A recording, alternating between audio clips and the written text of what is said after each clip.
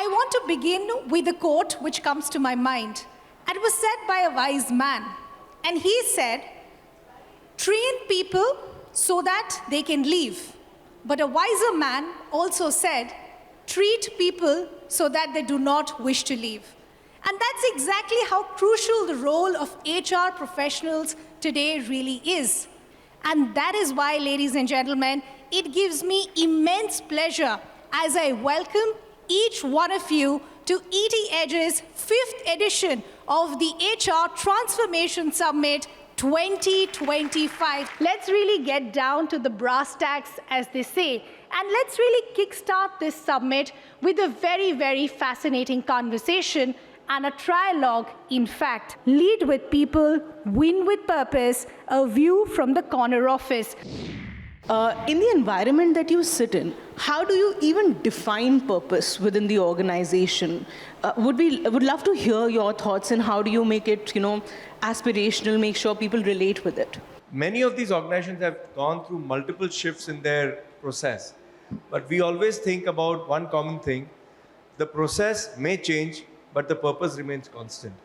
So we have set our 5-year goal, 10-year goal. And what we define purpose is, it's a non-financial goal. What is it that we are trying to achieve? We being from the service industry, for us, the first principle is a customer, the second principle is a customer, and the third principle is also a customer. So for us, anything we define, anything we derive, anything we give as a service has to be customer-oriented. So our purpose is very simple. The customer has to be happy, he has to get this value. And that is the secret of our success globally. Just building on what Sandeep said, when you look at the topic, lead with people, win with purpose, I think purpose has to act as a North Star for any organization, right? But what's also important is every one of the employees should be able to connect the dots to say how, him or her in their job is able to impact the purpose of the organization. And I think that's the challenge that we all grapple with. But the amount of success that you have in that, you would have someone sitting at the call center, and that person may be 8 levels and 10 levels away from the hierarchy at the top. But how do you define purpose for that individual, and across the bands? I think that is what is very, very important when you want to win with people and lead with purpose. I think that's important. Let's now move on to another very important aspect as far as nurturing this relationship between the employee and the employer is concerned. This time around, we're going to talk about, we know what the current scenario looks like, but the question is, what does the future of work really look like? Which means we will be needing new skills, there will be new priorities, and we will be talking about a lot of multitasking as well. Let's start with a very simple question, but probably with a very complicated answer. Future of work is being talked about very, very often. What exactly is future of work for you all? A general fatigued answer of saying that, work from home will not work, or hybrid will work, or work from office will work, and generations operate differently. But there are different larger elements of the future of work which will get defined. And these are things wherein people are far away, spread from the office. People have nuclear families where they're caregiving responsibilities. Parents are staying in smaller cities. Traveling time to different places have increased. It is killing productivity of the organizations.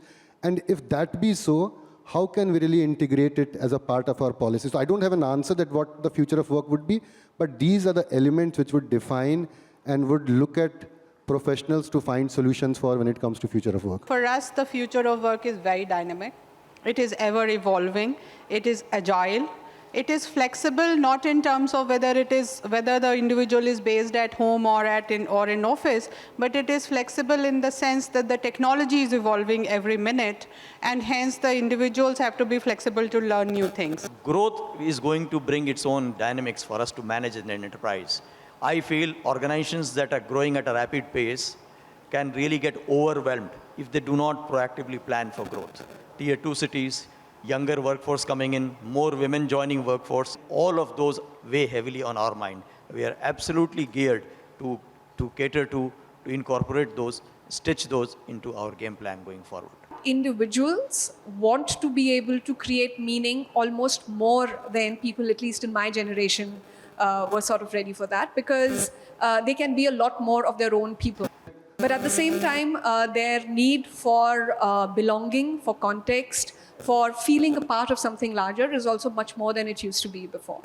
And then when you combine those two, the most important component in all of this then that comes out is a sense of community and a sense of meaning, which then gets combined with how you think about technology to integrate all of these components and build something that is not limited by where you are from a geographical sense of the word, but is much more about how much of the worldwide view can you bring together and create something that can kind of outlast the organization and can be a lot more holistic.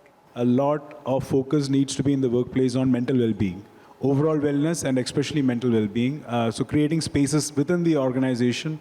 I'm not talking about work-life balance. I'm talking about wellness as part of work, how we are able to integrate it as we work, and how the organization, the physical infrastructure, as well as the manager's role, and how peers work together, all of that will matter in terms of making a really strong and productive workforce and workforce of the future.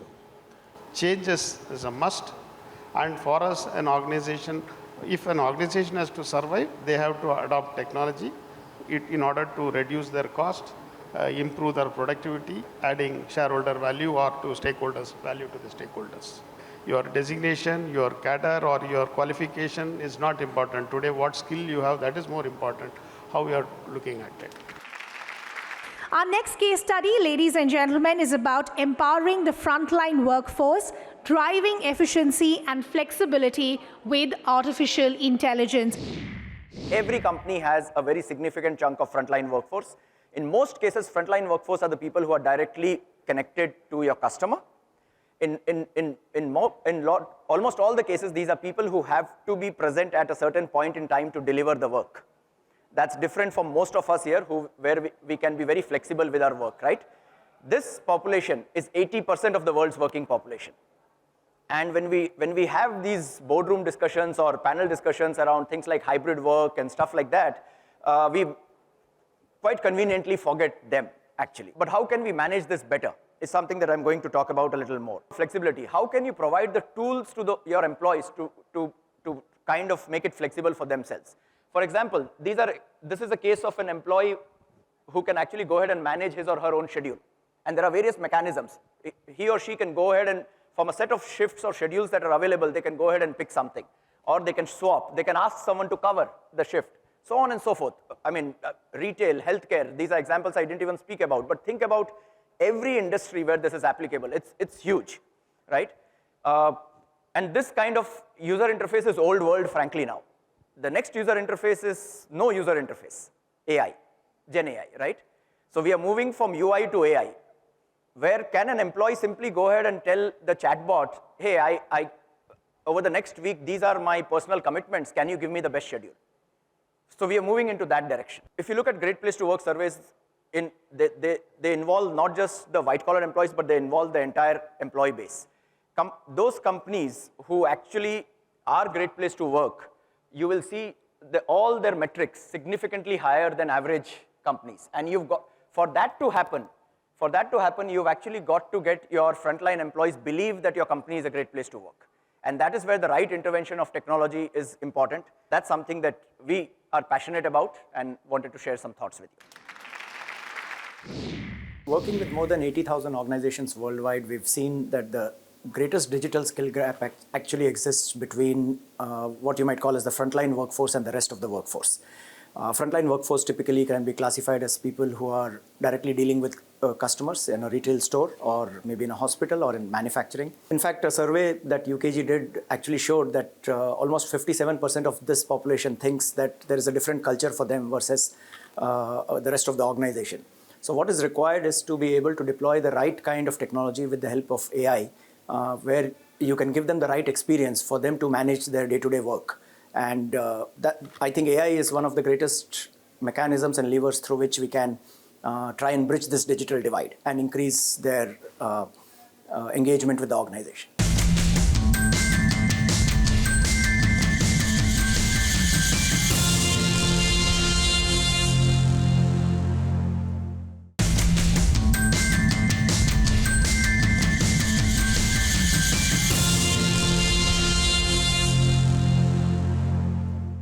The think that I know it all is the day you stop growing. So our next panel, ladies and gentlemen, is called the Talent Reset, Reskill, Upskill, and Reinvent. So of course, the role of learning, development, talent management, all of this, in fact, will be covered in our upcoming panel discussion.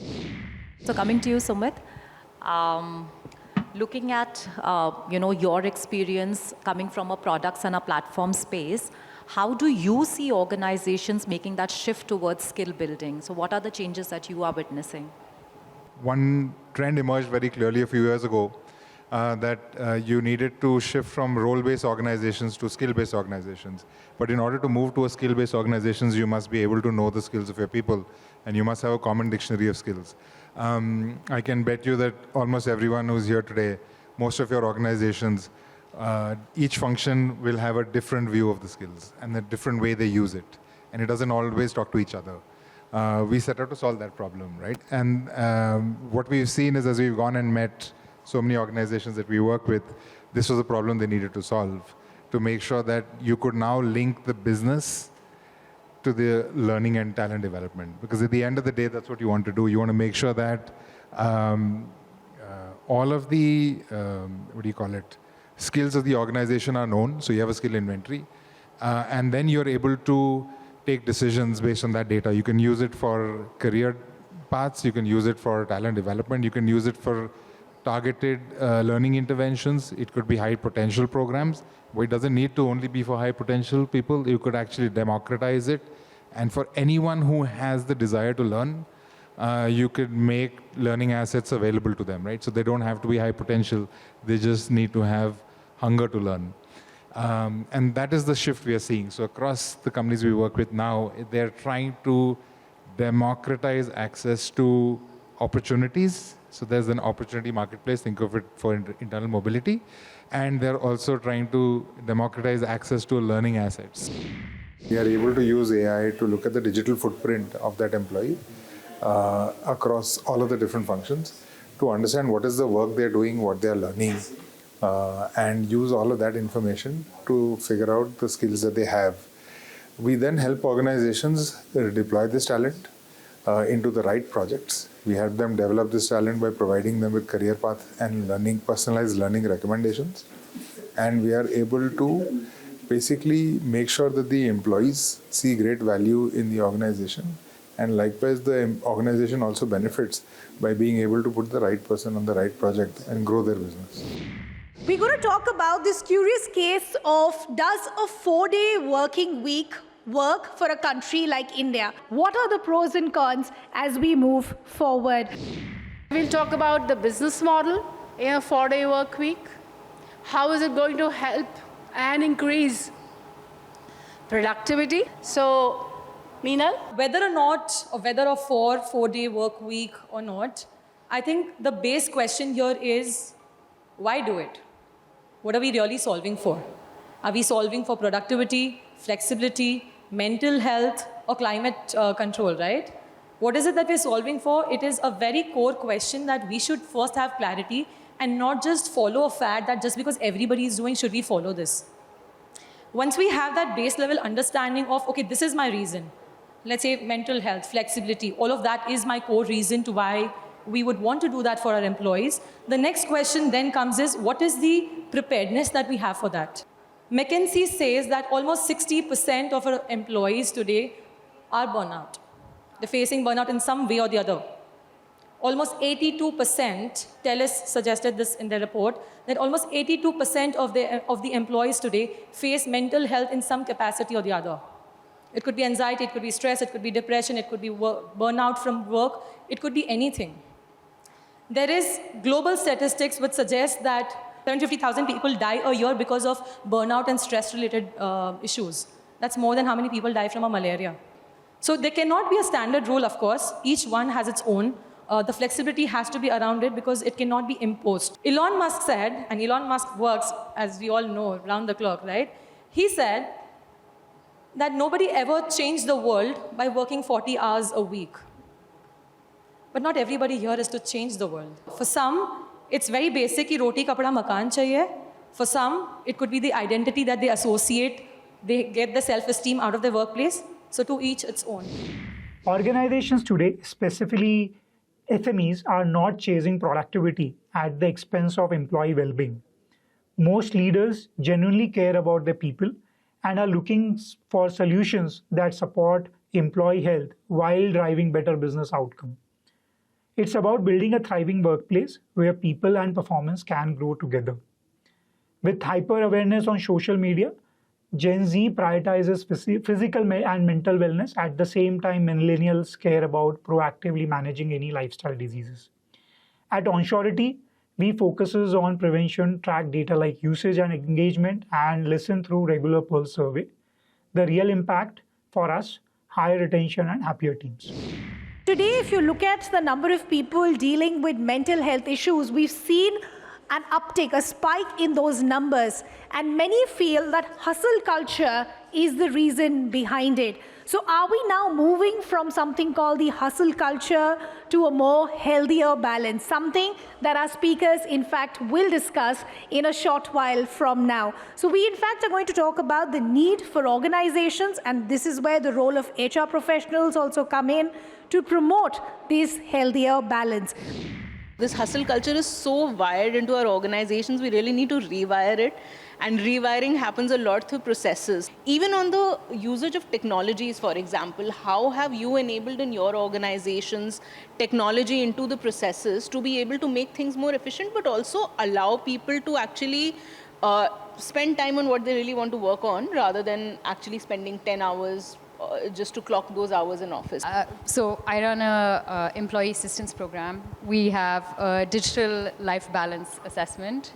80-90% of the people have done really poorly on that digital life balance assessment. So I think, you know, even if you look at the ways in which people seek counseling from us, weirdly it's not video, it's telephone, because there's so much screen time, and there is an expectation that you have to be available all the time in some cases. If there are guardrails, hustle culture is helpful.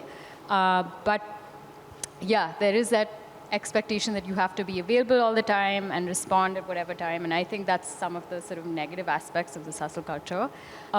In terms of how it's helped our organization, I think from the beginning, we've always sort of embraced technology. And I think we are doing some experiments in AI, and that's optimized a lot of our processes and helped with engagement.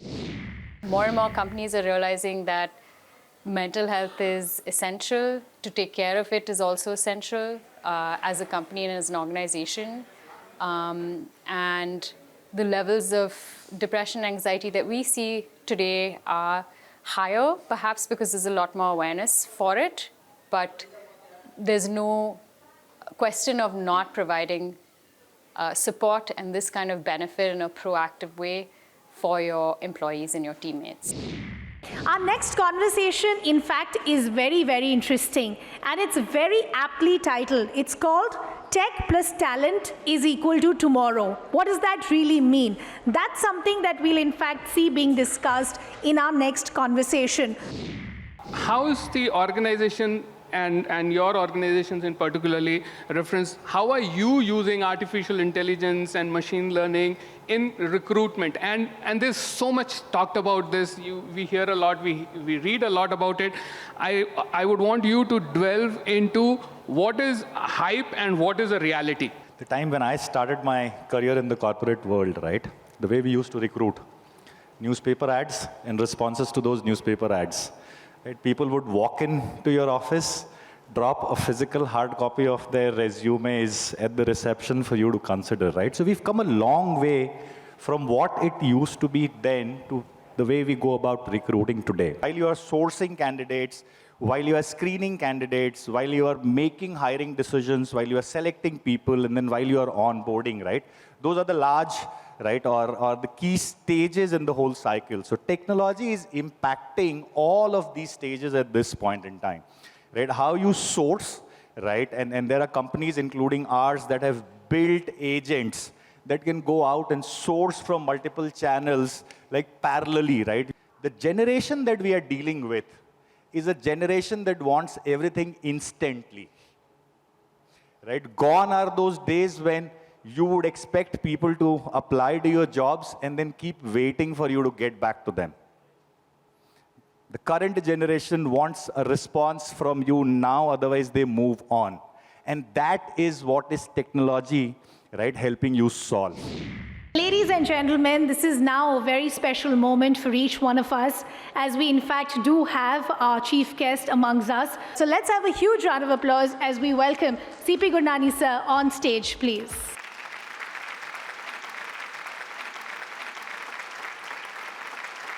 If we all look at the world around us, we all use the word transformation.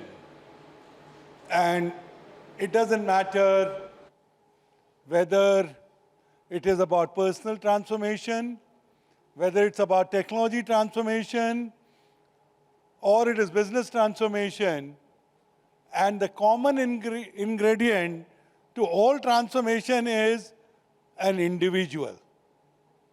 And that means that individual will make the difference, people will make the difference, or HR will make the difference.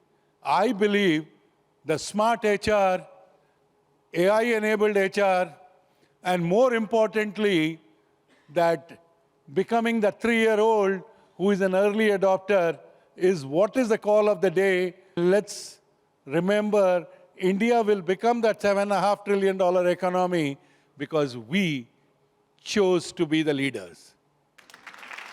Now is the time for a very interesting research presentation as well from our research partner, that is Median Research and Consulting. So to apprise you on the scoring process, each of the 5 parameters for HR leaders that were assigned thresholds to arrive at a 5-point rating scale, there were few exceptions as well. So if the parameter is dichotomous, that is yes or no, rating assigned is 5 for yes and 1 for no. And if the parameter is trichotomous, that is 1 to 3, rating assigned is 1 for 1 and 3 for 2 and 5 for 3. If information about a parameter is not available at all, even after a thorough search, that particular parameter is assigned 0 rating. So finally, the final scores were calculated basis the ratings and weightages assigned for each of the 5 parameters. Let's get straight to the felicitations. The momentum continued with the felicitation of HR trailblazers who've not only adapted to change but led it with vision, empathy and impact. As their contributions echoed through boardrooms and beyond, the evening stood as a tribute to those setting new benchmarks in the HR landscape.